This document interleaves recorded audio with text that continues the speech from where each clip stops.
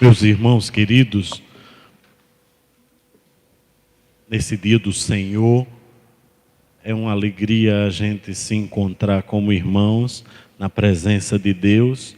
Hoje é o 21º domingo do tempo comum e Jesus faz uma pesquisa, pergunta aos seus discípulos: quem o povo diz que eu sou? E as respostas são as mais variadas. Jesus era só isso. Mas o que Jesus quer saber mesmo não é o que as outras pessoas dizem sobre ele. O que ele quer saber mesmo é a resposta para essa pergunta: e vocês que são meus discípulos, para vocês quem eu sou? Essa é a pergunta desse evangelho que Jesus fez àqueles discípulos ontem e a pergunta que Jesus faz a nós hoje. Para vocês que são meus discípulos, quem eu sou? Olhe, em Nazaré da Galileia, terra de Jesus, nasceu em Belém, mas viveu em Nazaré. O povo dizia que ele era louco. Quiseram até empurrar ele de um precipício. Em Jerusalém, chamavam ele de comilão e beberrão, porque ele comia e bebia na casa das pessoas. Disseram que ele era conivente com os pecadores, porque andava com as prostitutas, com os cobradores de impostos, publicanos, etc. Mas esse tipo de comentário sobre Jesus não nos causa surpresa, porque é de pessoas que não são discípulos de Jesus. Agora veja só. Se a gente fizesse uma pesquisa na saída da missa do domingo, não só entre os católicos, mas entre os cristãos, até os de outras denominações: quem é Jesus para você? Iam responder: Jesus é um amigo que me compreende, que me acolhe, que me perdoa, que me entende. Alguém que tivesse mais numa influência psicológica do conceito de Jesus iria dizer isso. Outra pessoa talvez dissesse assim: Jesus é um líder político, revolucionário, libertador dos pobres. Alguém até numa influência mais marxista diria que Jesus veio para promover uma luta de classes e libertar os pobres através dessa luta. Outras pessoas diriam: Jesus é uma força maior, uma energia positiva, uma paz de espírito. Alguém com uma influência esotérica ou da nova era. Alguém com uma influência espírita podia até dizer: Jesus é um espírito evoluído. Alguém com influência muçulmana diria: é um grande profeta. Nenhuma dessas palavras, nenhum desses conceitos desabona Jesus. Mas eu quero dizer uma coisa a vocês: não é suficiente sobre quem Jesus de fato é. Pedro tomou a palavra e disse: tu és o Messias, o Filho do Deus vivo. E Jesus disse: feliz és tu, Simão, filho de Jonas, porque não foi homem nenhum na face da terra que te revelou isso, mas foi o Divino Espírito Santo. Por isso eu te digo, tu és Pedro, e sobre ti eu construirei a minha igreja. A igreja é construída a partir da profissão de fé de que Jesus é Deus. Jesus é a segunda pessoa da Santíssima Trindade. Nós cremos em um só Deus, em três pessoas. A primeira pessoa, o Pai, Espírito invisível e perfeitíssimo, Criador de todas as coisas. Minha avó tinha o Adoremos. Eu não sei se as mães ou as avós de vocês têm aquele livrinho de oração, o Adoremos, que tem uma catequese no início e depois tem um manualzinho de orações. E tinha um roteiro, hoje dia do catequista, lá tinha um roteirozinho de perguntas de catequese. Quem é Deus? Espírito invisível, perfeitíssimo, Criador de todas as coisas. O Pai. Quem é o Filho? A segunda pessoa da Santíssima Trindade, gerado, não criado, é Deus.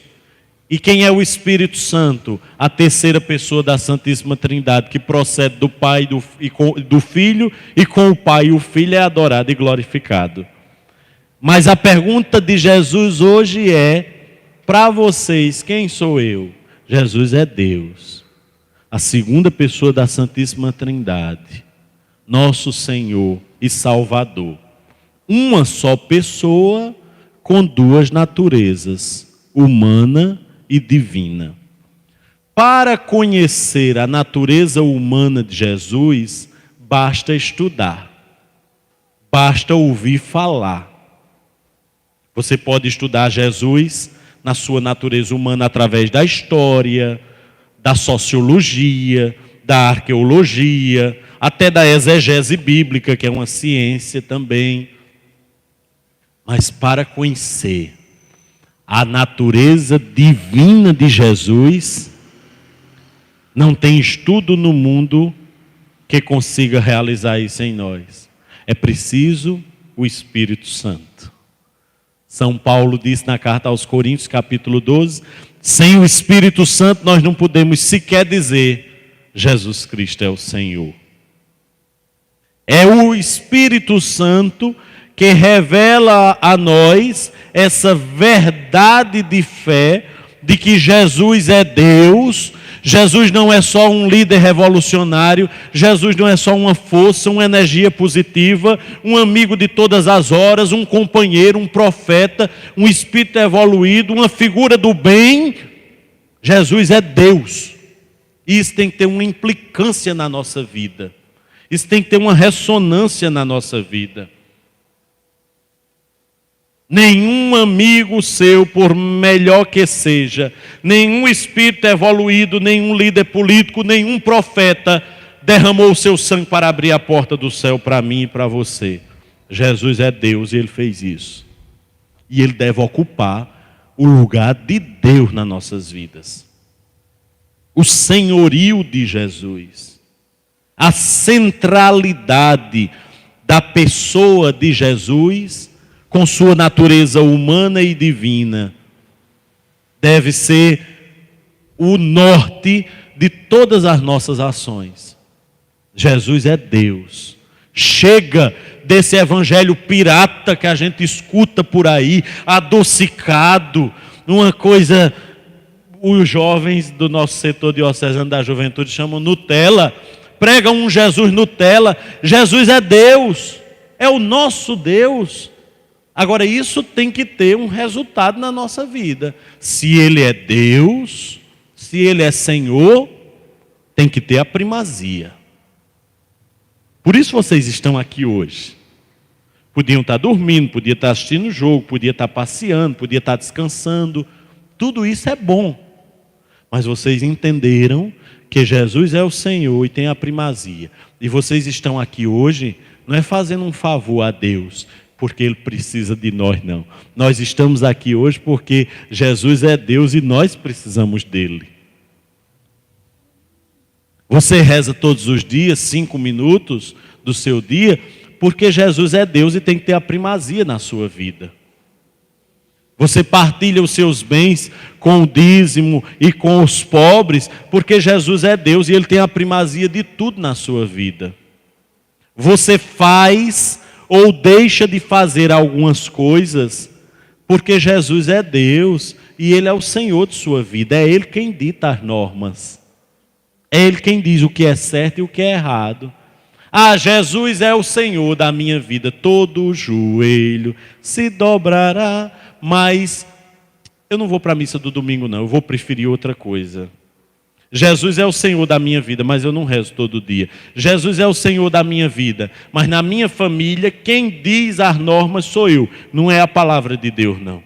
Jesus é o Senhor da minha vida, mas nessa área aqui, nesse aspecto aqui da minha vida, quem diz como tem que ser sou eu, não é Ele, não. Meus irmãos, para reconhecer Jesus como Senhor e Deus, o Messias, o Filho do Deus vivo, a gente precisa de 3 coisas. Pedir ao Espírito Santo que nos revele que Jesus é Deus. É uma graça, é um dom. Em segundo lugar, buscar. São Pedro, na segunda carta, diz: crescei na graça e no conhecimento de nosso Senhor e Salvador Jesus Cristo. Buscar crescer espiritualmente, no entendimento não racional, mas na experiência espiritual de que Jesus é o Senhor. Através da vida de oração, do estudo da palavra, da participação na comunidade, buscar. E em terceiro lugar, viver. Viver tendo Jesus como Senhor de nossas vidas. Pautando todos os nossos projetos, ações, pensamentos, sentimentos no senhorio de Jesus. Enquanto Jesus não for o Senhor único, suficiente, absoluto nas nossas vidas, o nosso coração não estará em paz. Santa Teresa de Ávila disse: Senhor, é difícil te seguir, mas é impossível te deixar. Isso é o entendimento de uma pessoa que fez a experiência do senhorio de Jesus. Ele não prometeu que ia ser fácil, mas Ele prometeu que estaria conosco todos os dias até o fim do mundo. Ele prometeu 100 vezes mais nessa vida e como herança o reino dos céus, se Ele for o centro e o Senhor de nossas vidas.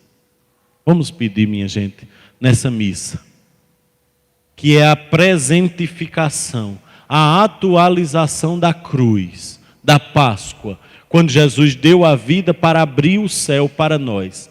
Cada missa é a porta do céu que se abre novamente para acolher em salvação os pecadores. Se nós compreendêssemos isso, diz São Padre Pio, nenhuma igreja do mundo poderia conter a quantidade de pessoas. É mais fácil o mundo viver sem o sol do que sem a missa. Porque a missa é aquele ato contínuo, único e irrepetível de salvação que Jesus operou na sua Páscoa, naquela quinta, sexta, sábado e domingo. Vamos pedir nessa missa a graça de reconhecermos Jesus como Senhor de nossas vidas. Pedir o Espírito Santo para que Ele nos revele que Jesus é Deus. Buscar crescer na graça e no conhecimento de nosso Senhor e Salvador Jesus Cristo. Porque se eu digo que Jesus é Deus e eu não me interesso por Ele, eu não busco crescer na direção dEle, e em terceiro lugar, viver tendo Jesus como Senhor e centro de nossas vidas. Pedro tomou a palavra e disse: Tu és o Messias, o Filho do Deus vivo. Louvado seja o nosso Senhor Jesus Cristo. Vamos professar a